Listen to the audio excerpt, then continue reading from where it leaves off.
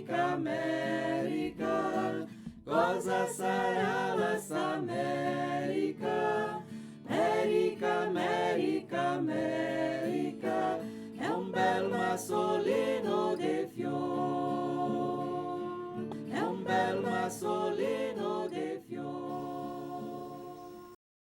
Um dos grandes empecilhos enfrentados pelos imigrantes italianos ao se estabelecerem na selva foi justamente a travessia dos riachos, que se transformavam em rios caudalosos em tempo de chuvas, principalmente no inverno. Os colonos ficavam isolados e não podiam ir até o barracão buscar alimentos. A primeira solução foi cortar uma árvore, geralmente um pinheiro, jogá-lo sobre o rio para depois atravessá-lo. Na foto, uma árvore caída serve de ponte para os pedestres passarem. Com o tempo, eles foram construindo pinguelas simples, com troncos de árvores, tendo como corrimão, no início, um cipó, e mais tarde arame liso para se equilibrar e atravessar com segurança. Na foto, José Lunardi, linha oitava, Nova Prata. As vizinhas Tatiana e Juliana Françosi se divertem ao passar pela pinguela.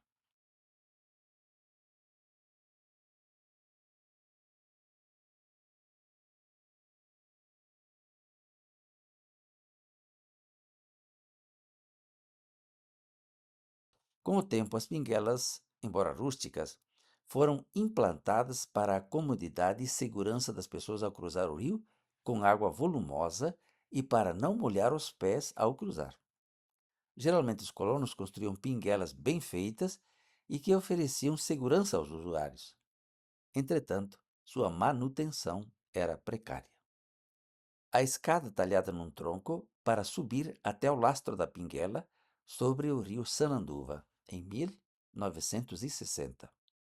Residência de Juvenal Carissimi, linha Tigre Baixa, Sananduva, 2009. A precariedade do piso.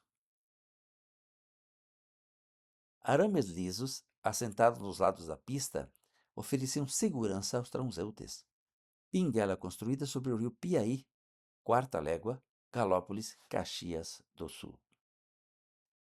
Pinguela que pousa em cima de 4 troncos que sustentam a pista.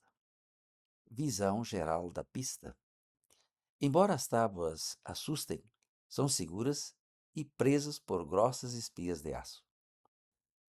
3 arames de cada lado da pista oferecem equilíbrio e segurança aos passantes. Pinguela vista por baixo. Mostra uma coluna de sustentação. Vista parcial da pinguela. Olhando de longe, dá medo, mas é segura. Pinguela de grande envergadura que atravessava o Rio da Prata, na localidade Capela São Miguel, linha oitava, Nova Prata, 1938. Tem 80 metros de comprimento e 5 metros de altura. Não havia ponte sobre o Rio da Prata. Do outro lado, funcionava uma grande serraria. Os operários moravam no lado de cá. Construíram a pinguela para poderem passar embora o rio transbordasse em períodos de cheia. Foto do acervo de Astério Pedrinho Betim. Escada para subir numa das maiores pinguelas que eu conheci. Foi construída sobre o rio Ligeiro Apoé, em Capela Santo Antônio, linha Tigre Baixa, Sananduva. Foi feita pelo então prefeito de Sananduva, o Sr. Luizinho Salvador, em 1987. Foi armada para que as crianças da região pudessem passar o rio para ir estudar na escola. Tinha 5 metros de altura na base, 30 metros de altura no centro e 50 metros de comprimento. 5 arames lisos colocados de cada lado davam segurança para as pessoas que cruzavam, principalmente para as crianças e alunos. Foi feita esticada em linha reta, mas com o tempo as espias e os arames cederam e ela curvou. Assim mesmo, não oferecia perigo. Vista parcial da pinguela a partir da beira do rio. Fotos batidas em 2009. As pinguelas foram de grande valia para os colonos no início da imigração italiana, mas elas resolviam o problema de atravessar os rios em parte. Nas pinguelas passavam somente pessoas. Cavalos, mulas e carroças não podiam passar. Por isso investiu-se tempo e engenharia para construir os mais variados tipos de pontes segundo a possibilidade e conhecimento do povo. Aos poucos, com o aumento da população e das necessidades produzidas pelo progresso, as pontes foram aumentando de tamanho e tecnologia, passando do uso exclusivo da madeira e muros de pedra para o uso do aço puro, vigas de ferro e concreto. Lastro de uma ponte primitiva vista por baixo construída na residência da família de Bona. Proprietário atual, o Sr. Cláudio José Peroni. Localizada na linha Jansen, Farroupilha, Rio Grande do Sul. Na foto, percebe-se o muro bem feito, mas sem amálgama nenhuma. Foto de 2010. Quando começaram a circular pelas estradas carros e caminhões, foi necessário construir pontes mais firmes e fortes para suportar o peso dessas máquinas. Na foto, ponte construída pelo prefeito de Nova Prata, Oscar Carnal, sobre o rio Atanásio, no ano de 1934. Do outro lado da ponte encontra-se um carro estacionado. Ponte com 4 reforçadas vigas de madeira para suportar o peso de caminhões que sempre ficavam maiores e mais pesados. Observe que os muros já começaram a ser de concreto, bem mais firmes e fortes do que os muros feitos somente com pedras. Ponte sobre o rio Retiro da Capela São Francisco em Veranópolis. Nesta foto, percebemos que foram construídos pilares com pedras bem talhadas e firmes que sustentam a estrutura de madeira. Foto de 1980. Segunda ponte construída sobre o Rio da Prata entre Nova Prata e André da Rocha, Lagoa Vermelha, inaugurada em 1951. A estrutura é de ferro, mas o piso é de madeira. Foto de 2004. Um dos raros exemplares de ponte construída sobre pilares de pedra, muito bem feitos, com vigas de sustentação e piso de madeira, toda a ponte bem coberta com tabuinhas. Final do século XIX, sobre o Rio Retiro, na antiga Alfredo Chaves, hoje Veranópolis. Fotógrafo não identificado. Foto do acervo do Arquivo Histórico Municipal João Spadaria Dami, Caxias do Sul, Rio Grande do Sul. Segunda ponte sobre o Rio Retiro, construída em cima dos pilares anteriores, sem o coberto de tabuinhas. Foto de 2010. A mesma ponte vista por outro ângulo. Veja como os pilares de pedra foram bem construídos. Bonito e caprichado acabamento para o pilar de sustentação. Veja o tamanho das 4 vigas de madeira que sustentam o lastro da ponte. As vigas são presas por manilhas de ferro. O lastro de madeira, com suas vigas de proteção ao lado, muito bem encaixadas. Detalhe da pista de madeira. O velho moinho Melati que trabalhava movido pela força da água coletada do Rio Retiro. Foto de 2010. Infelizmente, no dia 1º de maio de 1924, deu uma grande enchente na Serra Gaúcha, e nesta ocasião, o Rio Retiro transbordou e levou parte da ponte. Ao lado, o moinho Melati, agora pintado por fora. Foto de 2026. Nesta foto, podemos ver o pilar de sustentação central e restos da parte da ponte que permaneceu de pé. Assim, podemos ver como ela foi feita. Detalhe da parte que resistiu à força da água do rio. Muitas pontes, pequenas e médias, foram construídas nesse estilo em toda a região da Serra Gaúcha. Visão parcial da pista de madeira da ponte, onde se pode observar os detalhes de sua construção em madeira. Fotos de 2026. Hoje é dia 12 de janeiro de 2004. Este é o Rio das Antas.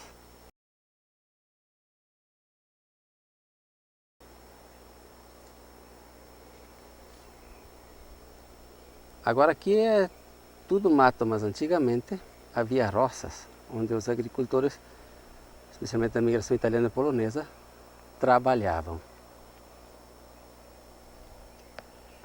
E aí está a Ponte dos Corfos, chamada, que devia ser construída no Passo do Zeferino, em Antônio Prado. Por questões políticas, foi construída aqui, aonde une coisa nenhuma com nada. O município de Antônio Prado, por causa disto, ele teve o atraso de uns 30 a 40 anos.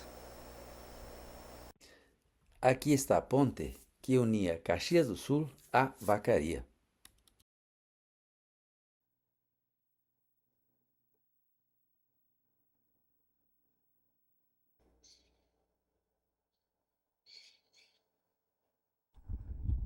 Essa é a coluna central, realmente monumental.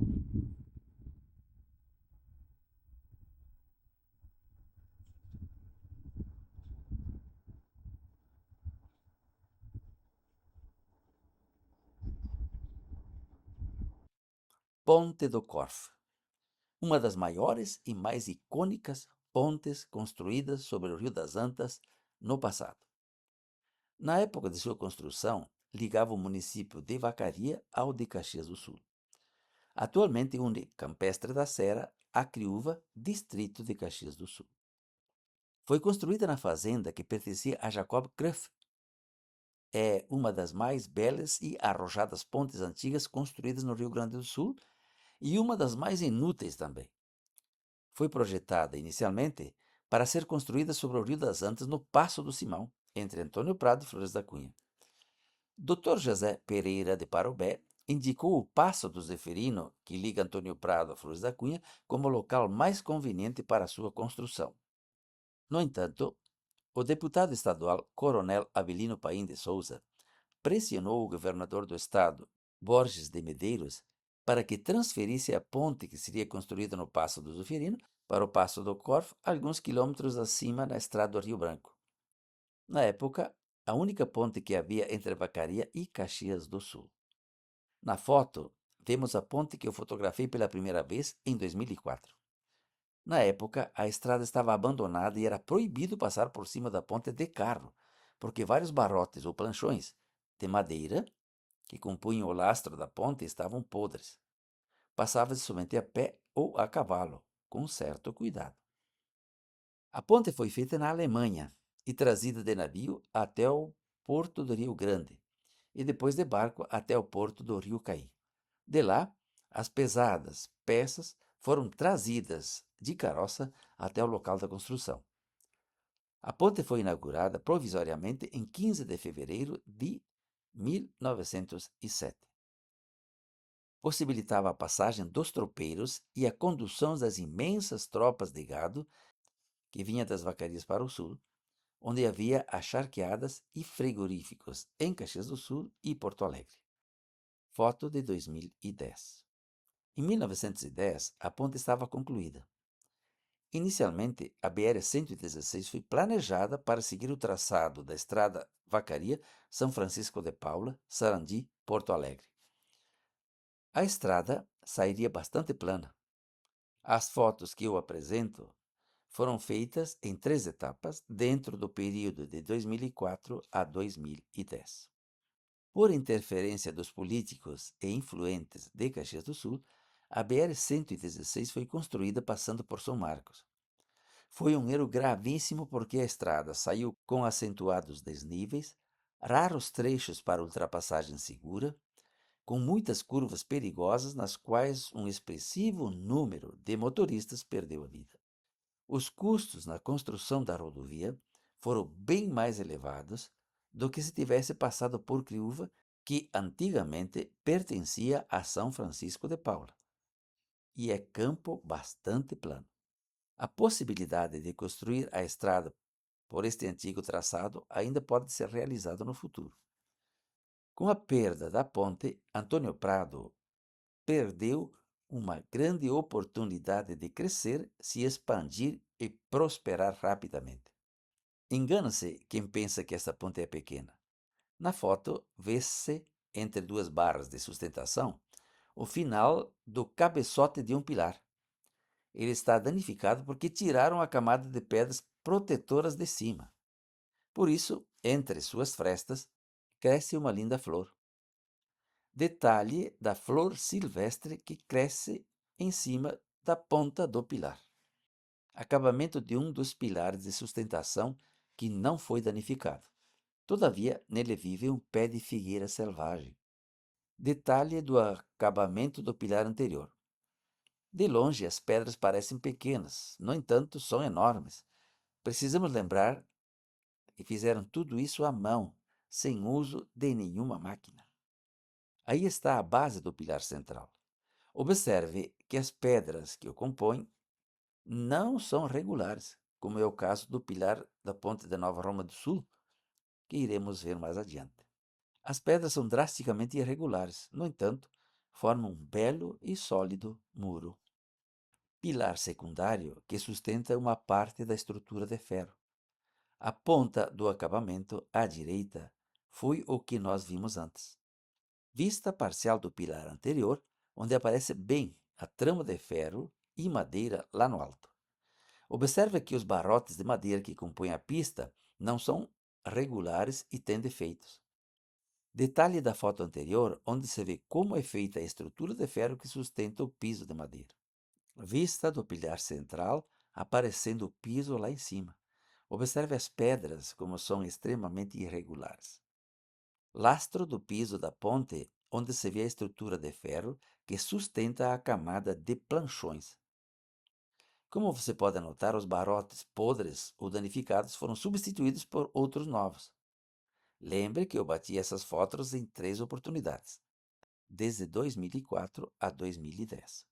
Vista parcial da ponte pelo lado sul, onde ela é menor do que a parte que passa sobre o rio. Nas grandes enchentes, a rocha que estamos vendo fica toda submersa. Vista da cabeceira da ponte ao lado sul. Detalhe da cabeceira sul da ponte. Visão da base de pedra construída para sustentar a ponte do lado sul. Não é brincadeira. Vista da ponte do lado de Vacaria em direção a Caxias do Sul. Vista total da ponte. Do lado esquerdo é Vacaria, hoje Campestre da Serra. O lado direito é o distrito de Criúva, Caxias do Sul. Visão panorâmica da ponte. Veja como ela é linda. Uma empresa ganhou a licitação para pintar a ponte toda. Ela pintou até o pilar central e depois desistiu. Vista da entrada da ponte do lado de Caxias para Campestre da Serra. Esses muros arredondados foram construídos para obrigar o gado a passar pela ponte. Eles tinham medo porque os barrotes transversais eram soltos e o gado, ao caminhar sobre eles, fazia um barulho infernal que assustava o gado, os cavalos e as mulas. 3 cavaleiros atravessam a ponte. Depois, mais tarde, ao passar os carros, foram emendados aqueles pranchões por comprido. E isso proporcionou maior segurança para os carros e diminuiu o barulho produzido pelas patas dos animais. Barras de ferro que protegem os lados da ponte. Engana-se quem pensa que a ponte é pequena. Detalhe da pista de madeira, já com as reformas feitas. Assim apresentamos um mini resumo visual da ponte dos Curve. Se você quiser conhecer um resumo maior da história toda dessa ponte e sua espetacular história, consulte o livro Retratos da Colônia, a página 154 até a página 158. Ponte sobre o Rio das Antas que une o município de Farroupilha com Nova Roma do Sul. Ela tem o mesmo estilo da ponte do Curve, mas o único pilar central foi feito com maior esmero, talhado em pedras todas do mesmo formato e estilo. Fotos batidas em 2010. Ponte vista de lado. Visão parcial. Banco de areia formado pelas águas do Rio das Antas. Antigamente, os moradores da região recolhiam essa areia, transportavam em lombo de mulas para fazer igrejas, casas e salões. Pilar central único, onde se pode apreciar a beleza e a harmonia das pedras do muro, talhadas com maestria para a construção. Visão geral da ponte sobre o rio em sua magnífica paisagem. Na grande enchente iniciada no dia 1º de maio de 2024, a água levou embora a pista de cimento e a estrutura de ferro que sustentava. Permaneceu somente o pilar. O povo da região fundou uma associação para reconstruir a ponte com recursos próprios e conseguiu. Parabéns! Construíram e está ela, forte, firme, maravilhosa. Parabéns para esse povo decidido, ordeiro e trabalhador. No entanto, a melhor, mais importante e mais bonita ponte sobre o Rio das Antas é a Ponte Ernesto Dornelles, com arcos paralelos, que une Veranópolis a Bento Gonçalves, na BR-470. Já falamos um pouco desta ponte anteriormente. Agora, acrescentamos mais algumas fotos. Em 1942, iniciou-se a construir uma ponte com arcos sobre o Rio das Antas. A primeira estrutura em construção sofreu um desabamento em 1944, levando a óbito vários trabalhadores. As obras foram retomadas posteriormente e a nova ponte foi inaugurada em 1952. Na foto está descrito e mostrado a parte que desabou. Logo após, foi iniciada a construção da ponte atual, que foi inaugurada em 1952. Ela tem 287 metros de comprimento e 46 metros de altura. É uma das maiores pontes do mundo com arcos paralelos. Leva o nome de Ernesto Dornelles, que era o governador do Rio Grande do Sul na época da conclusão e inauguração da ponte. Foi projetada pelo engenheiro Antônio Alves de Noronha. Ponte vista de lado. Visão geral da paisagem do Rio das Antas e da Ponte Ernesto Dornelles, vista a partir do peral que existe em frente da ponte. Foto tirada a partir do topo do peral, encravado na terra da família Marim, Lajeadinho, Veranópolis, Rio Grande do Sul, 2010. Ponte vista do alto do peral, batido no meio da capoeira, na terra da família Marim. Foto artística de Ana Júlia Quiumento da Silva, tocando a ponte com os dedos. Foi batida no mesmo lugar das fotos anteriores. Não é fotomontagem, nem foto produzida por IA. É artimanha do fotógrafo. Foto de 2018. Vista da ponte no seu percurso normal. Última foto que eu bati do Rio das Antas, no seu percurso original, um pouco antes de fecharem a represa da usina elétrica construída logo abaixo. Ponte vista na enchente de maio de 2024, quando caíram várias barreiras dentro do Rio das Antas. Foto batida na enchente de julho de 2026, uma das maiores enchentes que aconteceu na região. E assim, concluímos nosso capítulo a respeito de algumas pontes na Serra Gaúcha. E concluímos também o capítulo que fala da trajetória e evolução dos transportes nessa região. Se você gostou desse vídeo, deixe seu like, se inscreva no canal e compartilhe com seus amigos. Muita gente gostaria de assistir esses vídeos, mas não sabem que existem. Então compartilhe com eles. E sábado próximo, às 20 horas, nos encontraremos novamente. È un bel massolino de fiori.